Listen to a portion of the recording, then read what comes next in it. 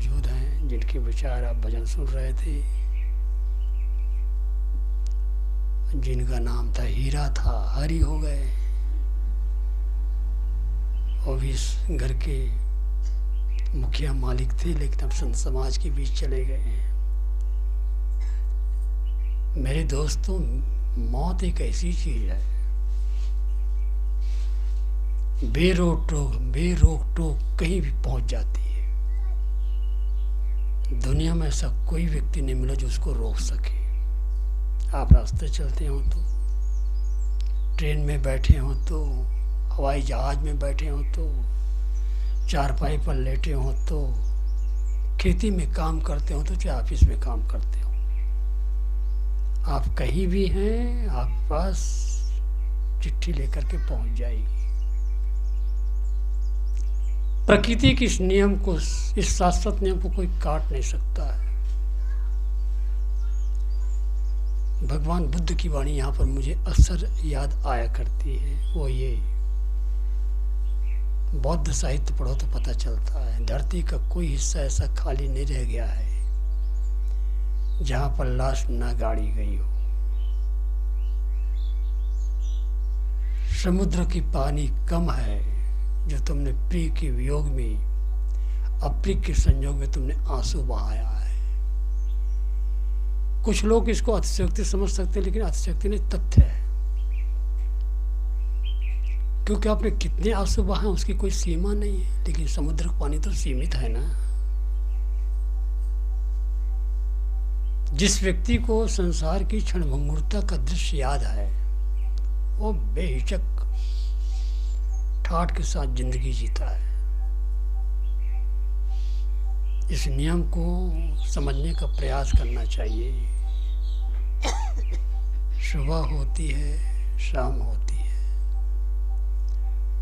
जो फूल खिलता है वो मुरझा जाता है, सूर्योदय होता सूर्यास्त भी होता है, आग जो प्रज्वलित होती है वो बुझ भी जाती है, जन्म होता तो मृत्यु भी होती है। इस नियम को कोई बच नहीं सकता है। किसी व्यक्ति का नाम नहीं बता सकते जो जन्म ले और मृत्यु ना हुई हो, जहां तक मैं समझता हूं।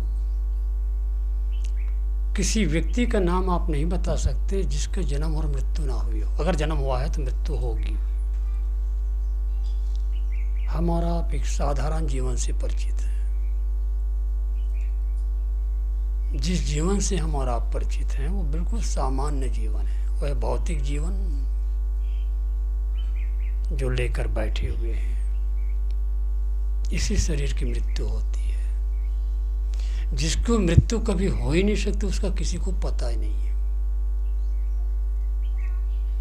तो कौन जगत यह क्या है, कैसा संबंध तुम्हारा, क्या कभी बैठ कर के निज तूने क्षण मात्र विचारा।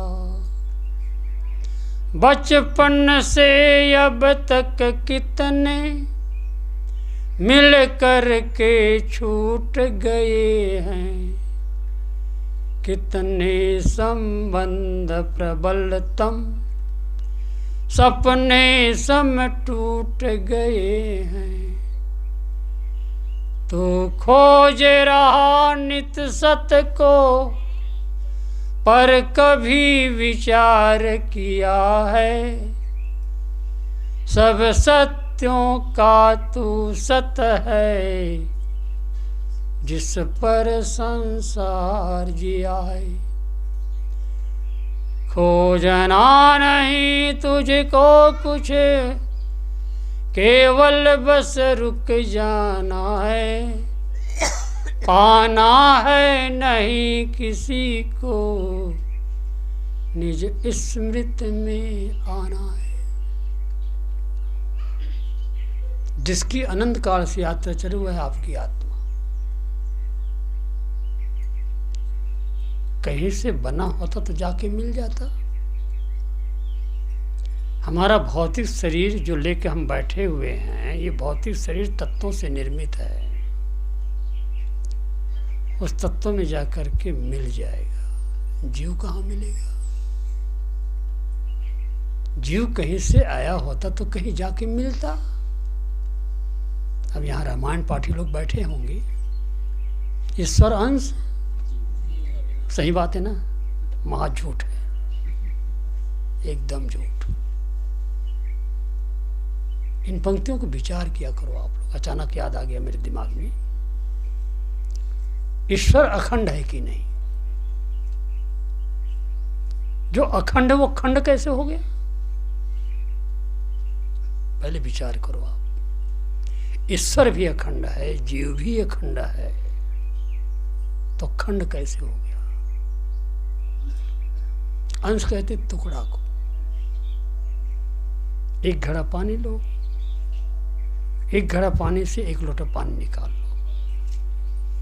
अब एक लोटा पानी से एक गिलास निकाल लो, वो टुकड़ा होता चला जाएगा। जो अखंड है वो खंड नहीं हो सकता। इस बात को मैं दावे के साथ कहता हूं, समझ लो इस बात को। क्योंकि जीव अविनाशी है। अविनाशी उसे कहते हैं जिसका कभी नाश होता ही नहीं है। पहली बात तो क्षमा करना, किसी किसी को चोट लग सकती है, ईश्वर नाम की कोई चीज नहीं है, बिल्कुल कठोर सत्य।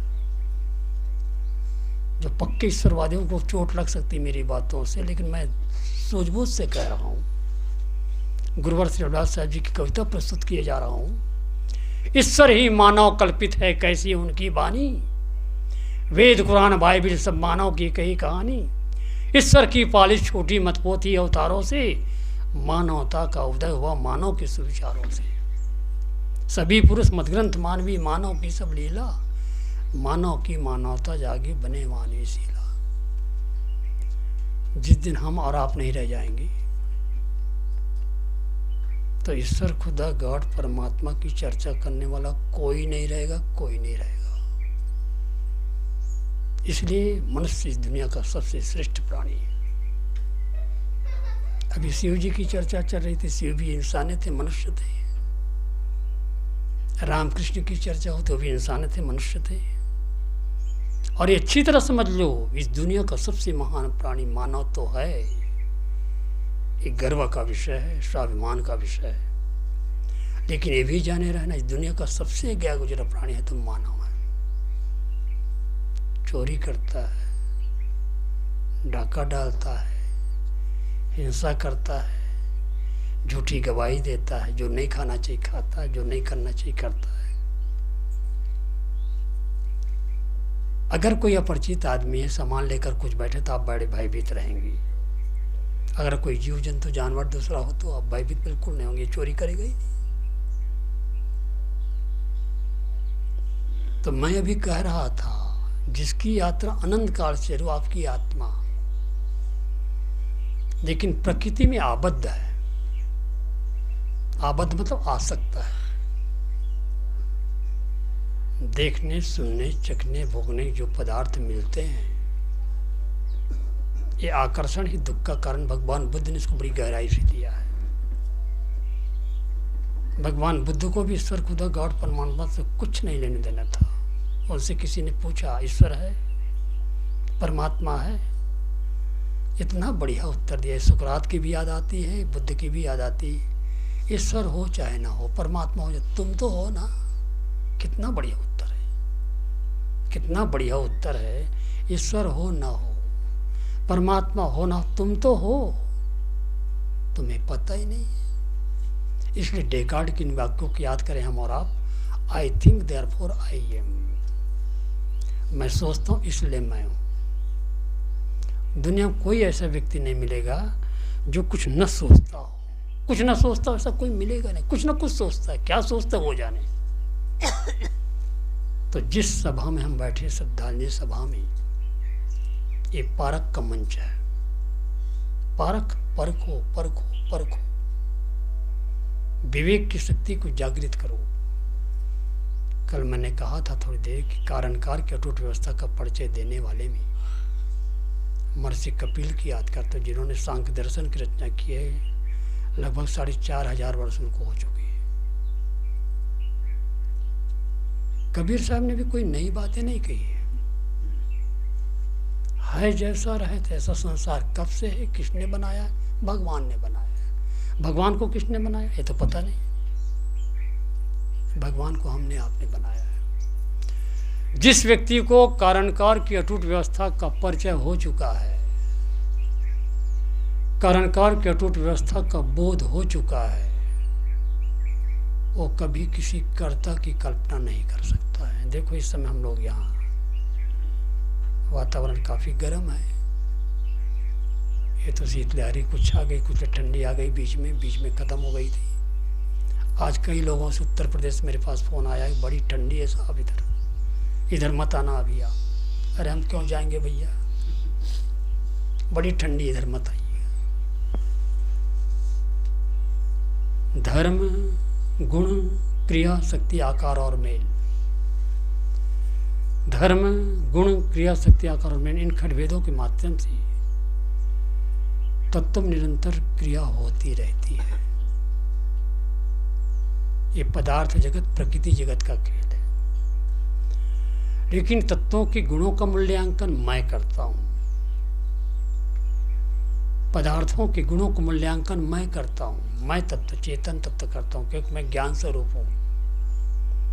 जिस धरती पर आप बैठे हो, हम लोग बैठे हैं, क्या इस धरती ने कहा कि मैं धरती हूं, मिट्टी हूं? कभी कहा नहीं कहा। जिसके प्रकाश से पूरी दुनिया आलोकित है, प्रकाशित है, क्या उस सूर्य ने कभी कहा कि मैं आग का गोला हूं, इस पृथ्वी से 13 लाख गुना बड़ा हूं, और पृथ्वी से 15 करोड़ किलोमीटर की दूरी है, 1800 किलोमीटर प्रति घंटे की रफ्तार से सूर्य की परिक्रमा पृथ्वी करती है। अगर पृथ्वी अपनी गति रोक देती तो रात दिन की क्रिया चलेगा जी, बंद हो जाए ना, कभी बंद हुई आज तक? समझो इस बात को, क्यों परमात्मा के चक्कर में पड़ते हो? ये तो मतपंथवादी संसार को वैसे भटका रखे धार्मिक गुरुओं ने। अपने आप को कबीरपंथी पार के कहलान गौरवान्वित महसूस करो आप। यथार्थ ज्ञान, गुरुवर कबीर ने किसी का पक्ष नहीं लिया, निर्णय का पक्ष लिया है। लोग कहते हैं कबीर पंथ महान नास्तिक है, राम राम कुछ नहीं मानता, बिल्कुल बेकार बात। उनके सोचने का तरीका बहुत संकुचित है। मैं राम भी मानता हूँ, कृष्ण को मानता हूँ, बुद्ध महावीर को मानता हूँ, सभी महापुरुषों के प्रति मेरी बहुत गहरी आस्था है। लेकिन तथ्य क्या है? हम सत्संग में बैठे, तथ्य क्या है, विचार क्या होना चाहिए? यही होना चाहिए कि संसार के भौतिक पदार्थों का संबंध हमारा आकर्षित जो करता है, पहले महसूस होने से आकर्षण ही दुख का कारण है। जिन्हें संसार के प्राणी पदार्थों के जो आकर्षण, उसके प्रति दुख नहीं होगा, वो कभी वैराग मार्ग में पथ बढ़ा ही नहीं सकता है, आगे चल ही नहीं सकता है। जय जय सुख की चाहो तेले तैसे लक्ष्य समेट। जहां जहां हमारा मन आकर्षित होता है, आकर्षण ही दुख का कारण होता है। तो दुख है अति सूक्ष्म यह हाल है, शीघ्र परे कस जान। सुख लखे ते धीर धरी, जिन ही जगत दुख ज्ञान। जग दुख देखा कठिन और सहज सब बात है, श्री विशाल साहब ने कहा है। मैं श्री विशाल साहब से भी मैं बहुत प्रभावित होता हूँ। दो महापुरुषों को विशेष याद कर, गुरुवर कबीर अपनी जगह तो अद्भुत महापुरुषों में थे, गुरुवर श्री विशाल देव को याद करता हूँ, और श्री अभिलाष साहब को। श्री अभिलाष साहब जी 2 कक्षा पास किए हैं, आप लोग मालूम होगा, 2 कक्षा मुश्किल से हो भी। 6 महीना पहली कक्षा गए पढ़ने के लिए, 6 महीना दूसरी कक्षा पढ़ी, यही उनकी पढ़ाई थी। लगभग 150-200 पुस्तकें उन्होंने लिखी, और कबीर साहब पारक सिद्धांत का बहुत ही तीव्रता के साथ उन्होंने प्रचार प्रसार किया, और पारा की स्थिति में ठहर भी गए। गुरुवर विशाल देव बाराबंकी समाज के महान संत रहे। सतगुरु श्री प्रेम साहिब जी की गुरु, श्री निष्ठा साहब के दादा गुरु। ये महापुरुष स्कूल का मुख नहीं देखा, स्कूल गए ही नहीं, किसी के द्वारा क ख ग घ का बोध हो गया, 1 2 3 4 गिनती का बोध हो गया। उन्होंने 4 ग्रंथ की रचना की, भवयान, मुक्ति द्वार, सदनिष्ठा और 9 नियम। चारों ग्रंथों को नाम दिया गया विशाल वचनामृत। विशाल वचनामृत में बंद मोक्ष शतक में, मुक्ति द्वार के बंद मोक्ष शतक प्रकरण में एक साखी है, अचानक याद आ गया, कह देता हूं। दिव्य दृष्टि सदगुरुदेव सूझे अपन परार, दिव्य दृष्टि सदगुरुदेव सूझे अपन परार, अपन गहे पर को तजे कबहु न सो बीमार। दिव्य दृष्टि क्या है? विवेक की दृष्टि, विवेक की चक्षु, परखने की शक्ति। हमें बोध मिला, ज्ञान मिला, गुरु के द्वारा बोध मिला। वो बोध क्या है? सत्यासत्य की परख। सत्य क्या है, असत्य क्या है? सत्य है अपनी आत्मा, असत्य है प्रकृति जगत। परखो परखो परखो। लोग कहते हैं पारक क्या भला है, पारक क्या भला है। मैं दक्षिण भारत गया था, उधर से लौटते समय मैं पूना रुका था। पूना में एक दरबार में रुका, आश्रम में। वहाँ से मुझे बम्बई जाना था। अब बम्बई जाने के लिए मैं निकल ही रहा हूँ, ट्रेन पकड़ना है। एक महिला आ गई, पढ़ी लिखी योग्य महिला, बड़े व्यंग्यात्मक ढंग से वो कहती है, साहब जी 1 मिनट। अरे मैं मुझे ट्रेन पकड़ना, 1 मिनट कहती, अभी तक कुछ बोले नहीं, तुम बोलो। कहने पारक क्या भला है। वो कहती हमसे कि पारक क्या भला है। फिर व्यंग करते ये भी कहते कि अभिलाष साहब की बपौती ही क्या है। हम कहने वाह भाई वाह, इनके बोलने। तो मैंने कहा यू आर क्वालिफाइड, आप पढ़े लिखे समझदार, लेकिन आपको बोलने का तरीका शिष्ट नहीं है। ये मैंने कह दिया उनको, आपको बोलने का तरीका शिष्ट नहीं है। लेकिन क्या हो गया? लेकिन आप थोड़ा कायदे से बोलिए। अभिलाष साहब ने बपौती आपकी भी है। लेकिन कैसे? जब किसी दुकान में कोई सौदा लेने जाती हो, जीवन से संबंधित कोई वस्तु खरीदने जाती हो दुकान में, तो क्या दुकानदार जैसा कहता है ले लेती हो? उस पर जांच पड़ताल नहीं करती हो, छानबीन नहीं करती हो, परख नहीं करती हो? क्या हाँ करती हो। ये जो जांच पड़ताल करने की जो शक्ति कहाँ से आई? क्या आपके माँ बाप ने समझा बुझा करके भेजा था, कि हमारे गुरुजनों ने संतों को समझा बुझा करके भेजा? नहीं, ऐसी बात नहीं। वो स्वतः की शक्ति है। स्वतः की शक्ति को जागृत करने के लिए पारक का अपनाना पड़ता है। उसे कहते हैं पारक। परखो परखो परखो।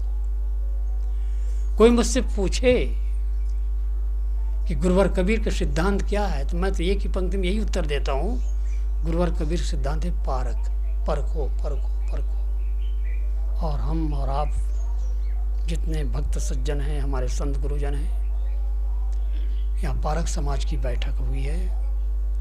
भूल मिटे गुरु मिले पार की, पारक देह लखाई, कहाँ कबीर भूल की औसत, पारक सबकी भाई। जय खोजत कल्प हो गया, घटई माय सु मोर, बाढ़ी गरो गमानते ताते पर। जय खोजते खोजते कल्पों बीत गए। 4 अरब 32 करोड़ वर्ष का समय को एक कल्प माना जाता है। कितने कल्प बीत गए पता नहीं, अनादिकाल का समय बीत गया। मेरे दोस्तों, मित्रों, साथियों, मानव शरीर की भूमिका मिली है, गुरु संतों की संगत मिली है, सद्बुद्धि आपका संस्कार बहुत ऊंचा है। निवेदन मेरा यह है, कुसंग वातावरण से करोड़ों को दूर रहो। अपने आप को गांजा, भांग, बीड़ी, सिगरेट, शराब, पान, चोरी, लबारी, झूठ, जितने प्रपंच, करोड़ों को दूर रहो। जब आपके हृदय मंदिर जो आवाज़ आती है, चेतना से आवाज़ आती है, यह करो या न करो, यह करो या न करो। जिन महापुरुषों की गाथा गाते हैं हम और आप, या जिन महापुरुषों के पद चिन्हों पर चलने के लिए हम और आप तत्पर रहते हैं, उन महान विभूतियों ने अंतस्थल की आवाज़ को सुनने का प्रयास किया है, चेतना हृदय के स्वर को सुनने का प्रयास किया है।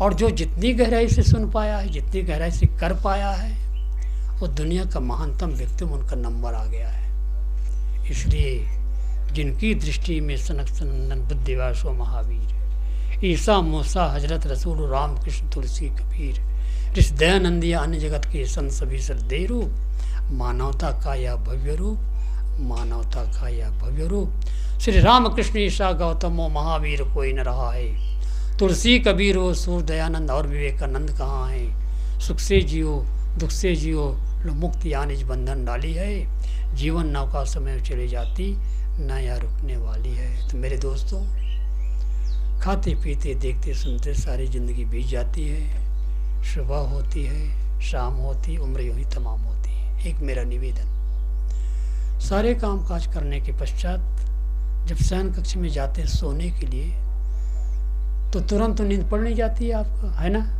अरे हाँ तो कहोगा, तुरंत नींद नहीं पड़ती है आपको, आप कुछ ना कुछ सोचते हैं। उस समय यही सोचो आज कि आज का दिन मेरा कैसा बीता, इस पर सोचो। आज का दिन मेरा कैसा बीता, इस पर सोचो। इसी पर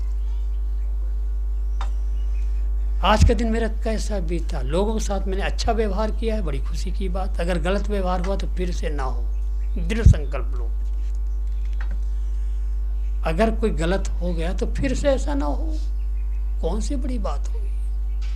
अगर गलती रुलाती है तो राहें भी दिखाती है। मनुष्य गलती की पुतला अक्सर हो ही जाती, जो कर ले ठीक गलती को उसे इंसान कहते हैं, पराया दर्द अपनाए उसे भगवान कहते हैं। तो ये दिन भर में कैसा क्रियाकलाप कैसा व्यवहार रहा, सोचते रहो सोचते रहो। अच्छा हुआ खुशी की बात, उस पर फिर ध्यान दो, और अगर गलत हुआ है तो फिर से ऐसा ना हो, दृढ़ संकल्प लो। आपके जीवन में निखार आएगी, आपके जीवन में परिवर्तन आएगा। दोष दुर्गुण दूर चले चले जाएंगे, सद्गुण सदाचार अपने आप आने लगेंगे। सुगुण साथी जीव के जहाँ चोर। कोई हम अपने आप में सही रास्ते में चल रहे हैं, इसके बावजूद भी हमारी टीका टिप्पणी करने वाले मिलते हैं। उनकी हित की बात सोचो, आप समाज के लोगों के हित की बात सोचो, तो समाज मिलकर के भी आपके हित की बात सोचेगा। इसलिए समाज में रह करके सामाजिकता अपनाने के लिए अपने मनमाने कर्मों को शुद्ध करने की आवश्यकता है, और धीरे धीरे धीरे धीरे सब छोड़ के आत्मलीन होने की आवश्यकता है। हर व्यक्ति शांति चाहता है, लेकिन शांति कहाँ से मिल सकती है पता नहीं। इसलिए विवेक दृष्टा और स्थिति का अभ्यास करें, और अंतिम स्थिति में पहुंच करके अपने आप में मुक्त स्वरूप में पहुंच जाए। समय भी काफ़ी हो चुका है, मैं भी काफ़ी बोलता चला। एक कविता गा करके वाणी में विराम लूँगा। अंतहीन इस महाकाल के मध्य असंख्यों चेहरे, बनते मिटते जलते बुझते रहते दीपक से रे। जीव अकेला पथिक पुराना, जगती तल में